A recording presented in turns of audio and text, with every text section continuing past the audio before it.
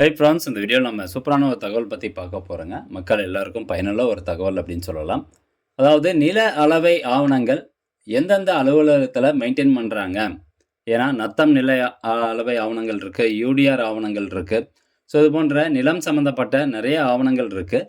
So இந்த ஆவணங்கள் எல்லாம் எந்தெந்த அலுவலகத்தில் மெயின்டைன் பண்ணுறாங்க அப்படிங்கிறதுக்கான ஒரு சுற்றறிக்கையை commissionerate of survey and settlement துறையிலிருந்து கடந்த 2024ஆம் ஆண்டு வெளியிட்டிருந்தாங்க. அந்த சுற்றறிக்கையில் எந்த மாதிரியான விவரங்கள் கொடுக்கப்பட்டிருக்குது, அந்த சுற்றறிக்கையை நீங்கள் எப்படி டவுன்லோட் பண்ணி பார்க்குறது அப்படிங்கிற தகவல் தான் இந்த வீடியோவில் நம்ம பார்க்க போகிறோம். இது யாருக்கெல்லாம் ரொம்ப யூஸ்ஃபுல்லாக இருக்கும் அப்படின்னு கேட்டிங்கன்னா, இப்போ ஒரு கிராமம் இருக்குது, அந்த கிராமத்தினுடைய யூடிஆர் டாக்குமெண்ட்டு எந்த ஆஃபீஸில் இருக்குது அப்படிங்கிறது நிறைய பேர் தெரியாமல் இருக்கும். ஏன்னா அவங்க ஆர்டிஐ ஃபைல் பண்ண போகலாம்.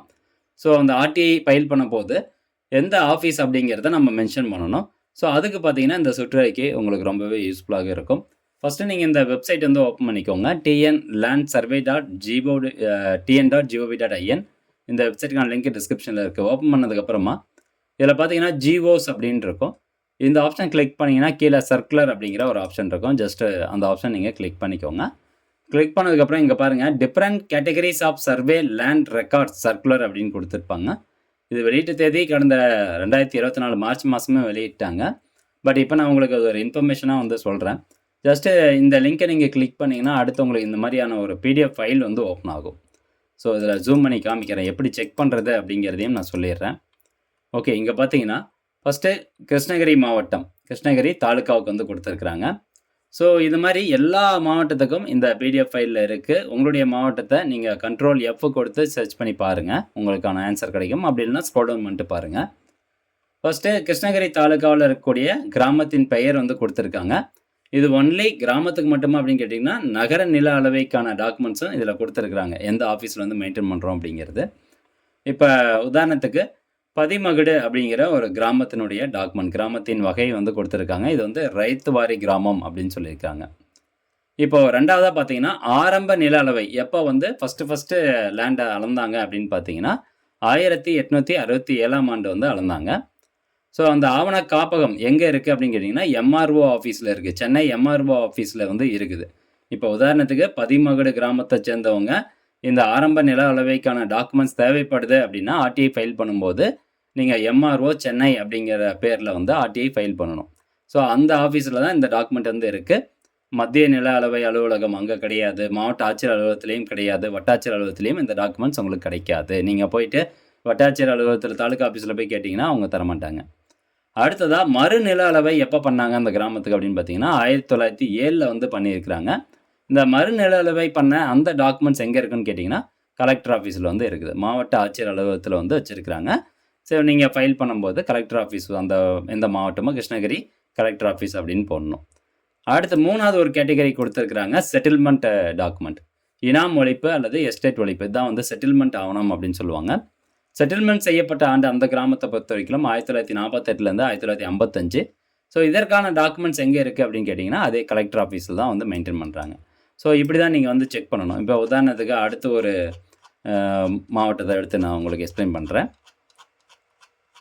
அது எல்லாமே கொடுத்துருப்பாங்க. இதில் டேஷ் கொடுத்துருக்காங்க இல்லையா, ஒரு சில மாவட்டங்களுக்கு எல்லாமே கொடுத்துருப்பாங்க. இப்போ இது பார்க்கலாம், இது எந்த மாவட்டம் அப்படின்னு. இது மாவட்டம் கிருஷ்ணகிரி, வட்டம் கிருஷ்ணகிரியே தான், சேம் மாவட்டமே தான்.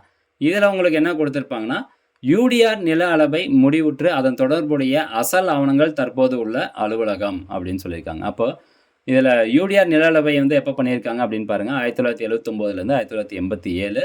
ஸோ சென்னை ஆஃபீஸில் இது கிடையாது, சிஎஸ்ஓ ஆஃபீஸில் இருக்குது. மத்திய நில அளவை அலுவலகத்தில் மெயின்டைன் பண்ணுறாங்க. அதே மாதிரி மாவட்ட ஆட்சியர் அலுவலகத்துலேயும் இருக்குது. யூடிஆர் டாக்குமெண்ட் வேணும், பழைய யூடிஆர் டாக்குமெண்ட் வேணும் அப்படின்னா மாவட்ட ஆட்சியர் அலுவலகத்துக்கு நீங்கள் போய் கேட்கலாம், அல்லது ஆர்டிஐ ஃபைல் பண்ணிங்கன்னா அவங்க கொடுப்பாங்க. அதே மாதிரி வட்டாட்சியர் அலுவலகத்துலேயும் கொடுத்துருக்குறாங்க.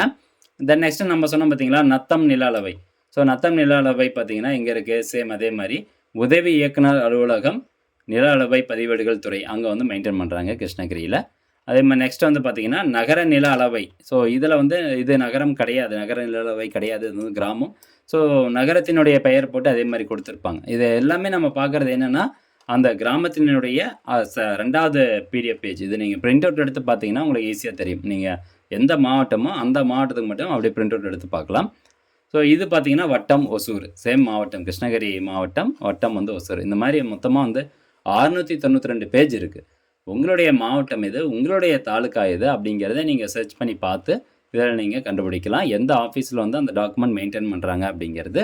ஸோ நீங்கள் இதில் இல்லை அப்படின்னு போட்டிருக்கு. இப்போ உதாரணத்துக்கு வந்து இந்த ஒரு டாக்குமெண்ட் யூடிஆர் டாக்குமெண்ட் பார்த்தீங்கன்னா ஆவண காப்பகம் சென்னையில் வந்து இல்லைன்னு போட்டிருக்கு. ஸோ நீங்கள் சென்னை பெயருக்கு வந்து பதிவு பண்ணீங்க ஆர்டிஐ அப்படின்னா உங்களுக்கான டாக்குமெண்ட்ஸ் வந்து கிடைக்காது. ரிப்ளை மட்டும் தான் கிடைக்கும். அந்த மாதிரி வட்டாட்சியர் அலுவலகத்தில் இருக்குது, நீங்கள் அங்கே போய் வாங்கிக்கோங்க அப்படிங்கிற மாதிரி ரிப்ளை மட்டும் தான் கிடைக்கும்.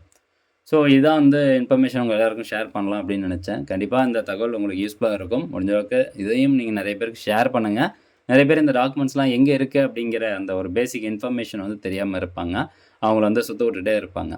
ஸோ அதனால் இந்த டாக்குமெண்ட்ஸ் எங்கே இருக்குதுன்னு தெரிஞ்சதுன்னா அவங்களுக்கு யூஸ்ஃபுல்லாக இருக்கும். ஓகே ஃப்ரெண்ட்ஸ், மீண்டும் அடுத்த ஒரு நல்ல பதிவில் சந்திக்கலாம். நன்றி, வணக்கம்.